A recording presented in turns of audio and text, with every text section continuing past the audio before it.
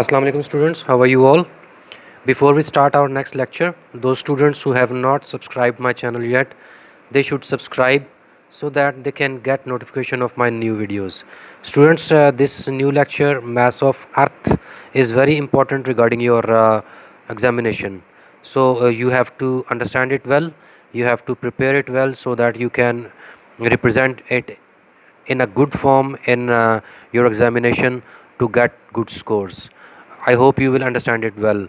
So you should just keep your attention towards this lecture. Students, the mass of Earth is very important, and how we are going to calculate it, you will see it, and I hope you will understand the whole lecture very well. तो हम इसको start करते हैं. तो students, जो अगर आप लोगों को याद हो तो जब हमने यूनिवर्सल लॉ ऑफ ग्रेविटेशन को अंडरस्टैंड किया था तो we had one formula. According to law of gravitation वो फार्मूला क्या था? F is equal to G m1 m2 over d square. You have to understand it again. तो यहाँ पर जो इस फार्मूले के मुताबिक these two masses m1 and m2 they were having a force of attraction between them. That force of attraction was directly proportional to their masses and inversely proportional to the distance between their centers. This was the formula which was representing that force of attraction. तो यहाँ पर हम इस formula को change करेंगे इस वे में कि we have a mass m and the other mass is the earth, right? And we represent the other mass earth as me. So we have two masses m1 and m2. इस scenario के मुताबिक कि जब हमने mass of earth find out करना है तो इस फार्मूला को हम इसके मुताबिक चेंज करेंगे. ठीक है, तो यहाँ पर force of attraction between these two masses, one mass is the m and the other mass is the mass of earth me. ठीक है, तो ये दो masses हैं, इनके दरमियान जो force of attraction है that will be given by G. M is representing this mass and me is representing the mass of earth. Rest of it remains same.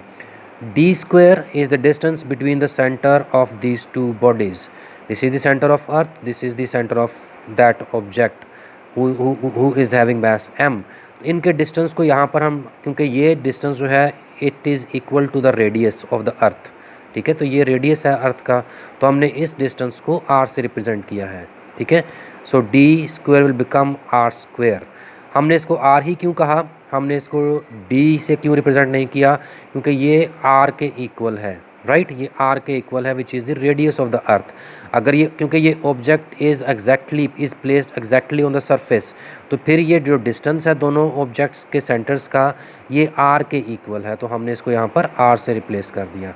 So this is the formula which is giving you the force of attraction between these two objects. तो लेकिन Newton second law of motion के मुताबिक ये जो object है, ठीक है, ये जो अर्थ है इस ऑब्जेक्ट को कितनी फोर्स से अपनी तरफ खींच रहा होगा, that will also be equal to its weight. जो इस ऑब्जेक्ट का वेट है उसके इक्वल फोर्स लगाकर ये जो अर्थ है उसको अपनी तरफ खींच रहा है. तो ये फार्मूला जो है ये भी कैलकुलेट करेगा उसी फोर्स को कि जो इन दोनों ऑब्जेक्ट्स के दरमियान फोर्स ऑफ अट्रैक्शन है. लेकिन जब अर्थ हम बात करते हैं तो अर्थ इस ऑब्जेक्ट को जब अपनी तरफ, अपने सेंटर की तरफ अट्रैक्ट करेगी तो वो जो जिस फोर्स से अट्रैक्ट करेगी that will be equal to the weight of this object. ठीक है, तो that force can be given as F is equal to W. that will be the force that will be equal to the weight of that object, and that can be given by mg. Gravitational acceleration के context में that force will be equal to mg. ठीक है, ये दोनों ही जो formulas हैं, ये वाला फार्मूला अगर हम इसके ज़रिए से मैथ्स कैलकुलेट करें, अगर हम इसके ज़रिए से उस फोर्स ऑफ अट्रैक्शन को जो इन दो ऑब्जेक्ट्स के बीच में है, ठीक है, और वही फोर्स ऑफ अट्रैक्शन जो है हम इस फार्मूला से भी कैलकुलेट कर सकते हैं जो इन दो ऑब्जेक्ट्स के बीच में है, right.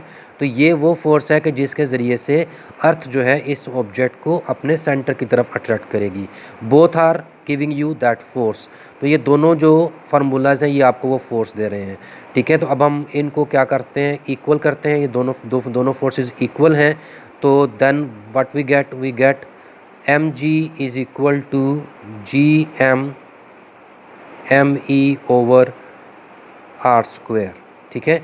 This mass will be cancelled out and what we get, G is equal to G m e over r square, as we have to calculate the mass of earth, ठीक है। so we will leave it on this side,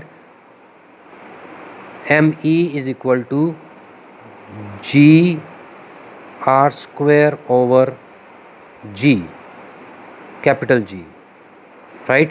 so this is the formula which we are going to use to calculate the mass of earth। तो यहाँ पर हमने देखा था, हमने पहले बात की थी कि ये इस फार्मूला के ज़रिए से which is representing the force of attraction between the two bodies, तो इसके ज़रिए से हमने देखा कि this is the small m is representing the mass of that object, और ये कैपिटल M E जो है that is representing the mass of earth। तो हम इसी फार्मूला को यूज़ करके हमने mass of earth के लिए जो फार्मूला है वो ड्राइव कर लिया है। नाउ आप लोगों को पता है कि the radius of the earth is already calculated, we have the value of G as well, and we have the value of gravitational constant जो है यूनिवर्सल ग्रेविटेशन कांस्टेंट जी, इसकी वैल्यू भी हमारे पास है। So now we can calculate the mass of earth. अब हमने simply इस फार्मूला के अंदर वैल्यूज़ को पुट करना है। M E is equal to G R square over G. तो जब हम यहाँ पर जी की वैल्यू हमें पता है that is 10 meter per second square multiplied by r is the radius of earth, we already know it, that is 6.4 into 10 power is 6 meter, as it is in square तो हमने इसके भी स्क्वायर लगा लिया। then the value of g that is 6.673 into 10 power is minus 11 newton metre square पर kilogram square. तो जब हम इन यूनिट्स को कैलकुलेट करेंगे, ठीक है, ये कैंसल आउट होंगी, राइट। ये जो मैथमेटिकल अरिथमेटिकल कैलकुलेशंस हैं, इनको जब हम कैलकुलेट करेंगे तो इसको कैलकुलेट करने के बाद जो हमारे पास मास ऑफ अर्थ कैलकुलेट होता है that is 6.0 into 10 power is 24 kilogram. We know that the mass का जो SI यूनिट है दैट इज़ किलोग्राम। तो जो मास इन सारी कैलकुलेशंस को परफॉर्म करने के बाद जो हमने मास कैलकुलेट किया that is 6.00 into 10 power is 24 kilogram. So this is how we are going to calculate the mass of earth. Students, इस डेरिवेशन में हम देख सकते हैं यहाँ पर we can calculate the value of G, ठीक है। तो वैल्यू ऑफ जी यहाँ पर हमारे पास ग्रेविटेशनल यूनिवर्सल कांस्टेंट है, इसकी वैल्यू भी है। We have now calculated the value of earth that is the mass of earth that is ME, ये भी हम कैलकुलेट कर चुके हैं। And we also know the radius of earth. तो इन सब को यूज़ करके हम यहाँ पर वैल्यू ऑफ जी भी कैलकुलेट कर सकते हैं। तो हमारा जो नेक्स्ट टॉपिक है that is variation of G with altitude, के जो वैल्यू ऑफ जी है ये एल्टीट्यूड मींस हाइट, ठीक है। जब कोई ऑब्जेक्ट जो है हाइट की बात करते हैं, कोई जो ऑब्जेक्ट है जब वो हाइट पर होगा तो वैल्यू ऑफ जी वो कैसे वेरी करेगी। तो I am going to write that formula again, that was G is equal to G ME over R square, ठीक है। तो यहाँ पे हम देख सकते हैं कि value of G is inversely proportional to radius of the earth, right. तो इसमें यहाँ पर ये इनवर्सली प्रोपोर्शनल रिलेशन में है, मींस कि अगर तो वैल्यू ऑफ आर जो है वो चेंज होती है, ठीक है।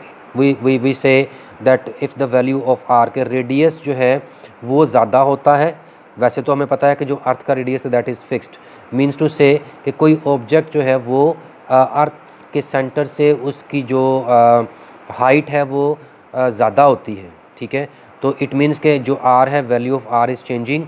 अगर वो वैल्यू ऑफ आर ज़्यादा होती है मीन्स के जो ऑब्जेक्ट है वो हाइट पर चला जाता है from the surface of the earth, तो वैल्यू ऑफ जी कम हो जाएगी।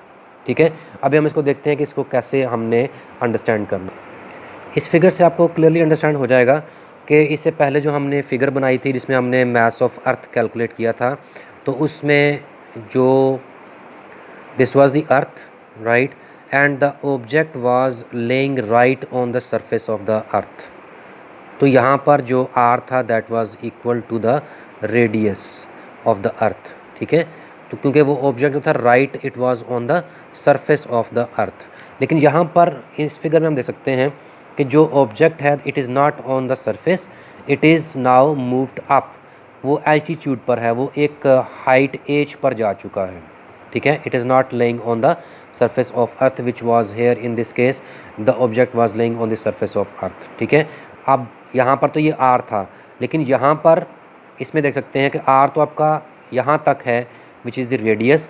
अब उसमें इस हाइट का भी इंक्रीमेंट इजाफा हो गया है। अब वो ऑब्जेक्ट जो है वो एक हाइट पर जा चुका है, ऐसा ही है। ठीक है, तो यहाँ पर ये जो फार्मूला है it will not work over here, basically formula यही रहेगा, राइट, लेकिन यहाँ पर ये जो आर है it will not be the same. ये फार्मूला था when the object was laying right on the surface of the earth. तो यहाँ पर हम देख सकते हैं कि अब ये फार्मूला कैसे चेंज होगा, कि यहाँ पर बाकी चीज़ें तो वही हैं, राइट।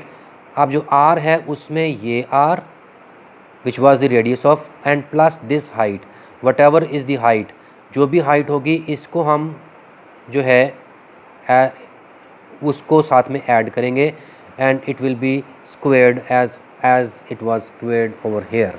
ठीक है, तो इसके मुताबिक अब according to the above equation, ये जो इक्वेशन आपको मैंने ये वाली लिख के दी है, इसके मुताबिक we come to know that at height equal to 1 earth radius above, कि यहाँ पर जब आपकी जहाँ तक रेडियस है, इसके बाद ये जो height which is also equal to 1 earth radius, ये हाइट और ये हाइट दोनों इक्वल हैं, लेकिन यहाँ तक तो रेडियस ऑफ अर्थ है, इसके ऊपर जो है दैट इज़ आल्सो एच।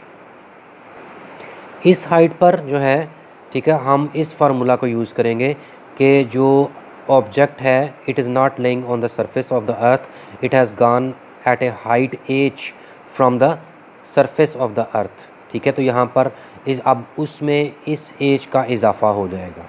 ठीक है, आई थिंक आप लोगों को ये बात अंडरस्टैंड कर लेंगे कि जब हाइट ज़्यादा हो जाएगी, ऑब्वियसली जब हाइट ज़्यादा हो जाएगी and it is having an inverse relation, जब हाइट ज़्यादा हो जाएगी तो वैल्यू ऑफ जी जो है वो कम हो जाएगी।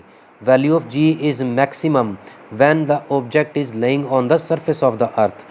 The value of G will vary, ज़्यादा जब हाइट ज़्यादा होती जाएगी तो वैल्यू ऑफ जी जो है वो कम होती जाएगी। ठीक है, as the object will move at altitude it will increase in altitude, तो फिर जो वैल्यू ऑफ जी है that will reduced and if the object comes down to the surface of the earth the value of G will be increasing, right, तो वो increase होती जाएगी।